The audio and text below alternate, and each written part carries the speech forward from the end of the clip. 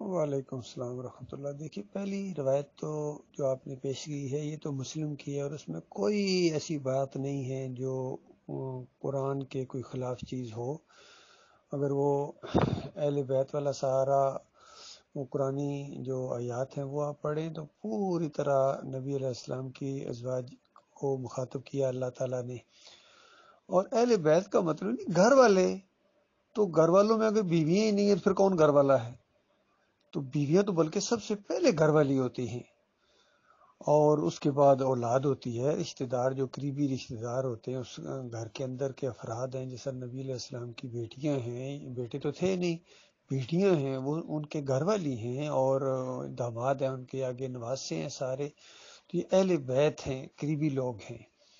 تو اس روایت کے اندر تو ذرا برابر کسی کا معاملہ نہیں ہے، لیکن یہ ہے کہ جس طرح یہ شیعہ لوگ یا یہ علی انجینئر یا اس طرح کے دوسرے لوگ صرف یعنی علی رضی اللہ تعالیٰ اور فاطمہ اور ان کے بیٹوں کو اہل بیت کہتے ہیں، تو ازواج مطہرات کو اس انداز سے نہیں لیتے ہیں، تو یہ ان کی جہالت کی انتہا ہے۔ اسی وجہ سے ایک موقع کے اوپر نبی علیہ السلام نے اپنا چادر بچھائی اور اس میں فاطمہ رضی اللہ تعالیٰ عنہ اور علی رضی حسن حسین کو بٹھا کے ان کے لیے دعا کی کہ یا اللہ ان کو بھی اہل بیت میں شامل کر۔ تو یعنی یہ بھی اہل بیت ہے، کیونکہ جو ازواج مطہرات کے لیے آیات اتر رہی ہیں اس میں تو کوئی شک و شبے کی گنجائش ہی کوئی نہیں ہے، وہ تو براہ راست مخاطب ہے اللہ تعالیٰ ان سے۔ اور جس طرح ابراہیم علیہ السلام کی بیوی سے اللہ تعالیٰ نے یعنی فرشتے کے ذریعے وہ بات پہنچائی، اور انہوں نے اسی انداز سے کہ اے اہل بیت، یعنی اے گھر والو، ابراہیم کے گھر والو، اسی طریقے سے نبی علیہ السلام کے گھر والو، یہ بات ہوئی ہے۔ تو اس میں تو ذرا برابر کسی قسم کا کوئی معاملہ نہیں ہے۔ اور نبی کے جو قریبی لوگ ہیں ان کے اوپر صدقہ، اصل میں اللہ تعالیٰ نے یہ جو دنیا پرستی کا معاملہ ہے نا، دین کے ذریعے دنیا کمانا، اجرت کا معاملہ، اس کو اتنا بالکل ہٹا دیا ہے تاکہ شائبہ تک نہ آئے اس چیز کا۔ تاکہ دیکھیے نبی علیہ السلام بھی انسان تھے، بشر تھے، لیکن انبیاء کے بارے میں فرمایا کہ ان کا جو ترکہ ہے نا وہ بھی صدقہ ہے، تاکہ کوئی گٹھا کرنے کا یا اس طرح کا معاملہ، کوئی یہ سوال ہی ختم ہو جائے کہ اگر کوئی بالفرض کوئی تھا بھی، کوئی بچا بھی ہے تو وہ بھی صدقہ ہے جی، وہ آگے کسی کو ٹرانسفر نہیں ہوگا۔ تو جہاں ایک بشر کی حیثیت سے نبی کے جو گھر والے ہوتے ہیں قریبی، وہ اس وراثت سے محروم رہے، تو اللہ تعالیٰ نے ان کے لیے بہت بڑا اجر کا انتظام کر دیا۔ کتنے بڑی سعادت ہے نبی کا رشتہ دار ہونا، قریبی، کیونکہ وہاں جنت میں یعنی اگر کوئی اعمال میں کمزور بھی ہے تو وہ ایمان کے مطابق اپنے یعنی والد، والدہ، بیوی، بچوں، جو رشتہ دار ہیں ان کے ساتھ ملا دیے جائیں گے۔ کتنا بڑا انسینٹیو ہے اس لحاظ سے، کتنی بڑی عزت ہے۔ تو یہ تو پہلی روایت کا معاملہ ہے۔ رہا دوسری روایت کا معاملہ، تو اس کے اندر دیکھیے ایک موقع پر نبی علیہ السلام نے کہا، جب عام ایمان اور عقیدے کی باتیں بیان ہو رہی تھی اور گمراہی کا معاملہ تھا کہ مسلمانوں میں نہ آئے، تو کہا کہ تمہارے درمیان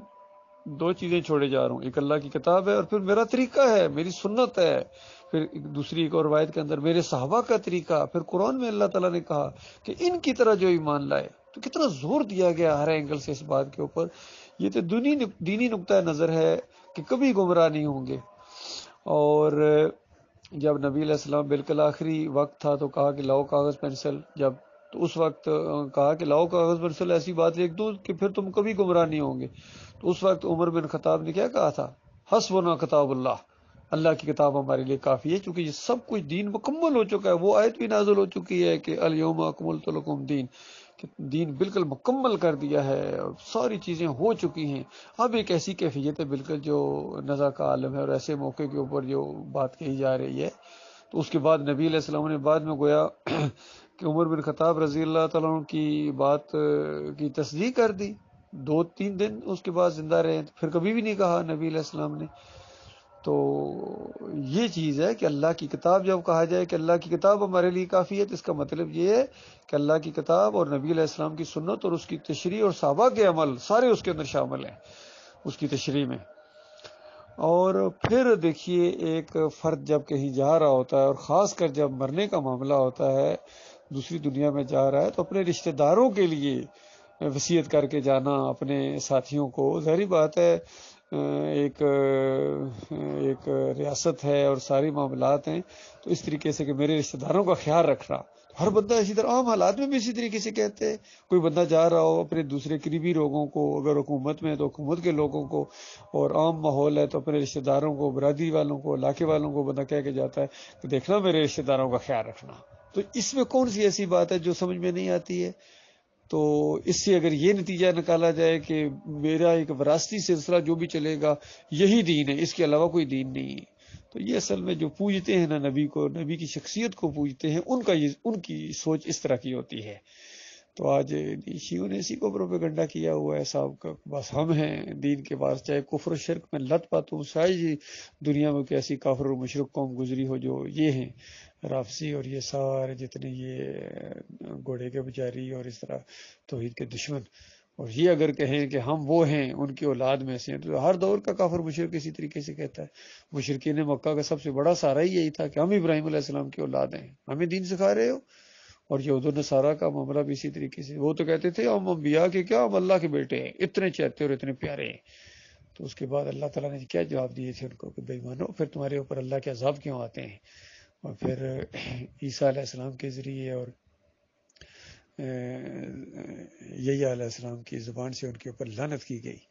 پھر نبی علیہ السلام کی زبان سے بھی لعنت کی گئی بے ایمانوں کے اوپر قبر پرستی کی وجہ سے. یہ معاملہ ہے.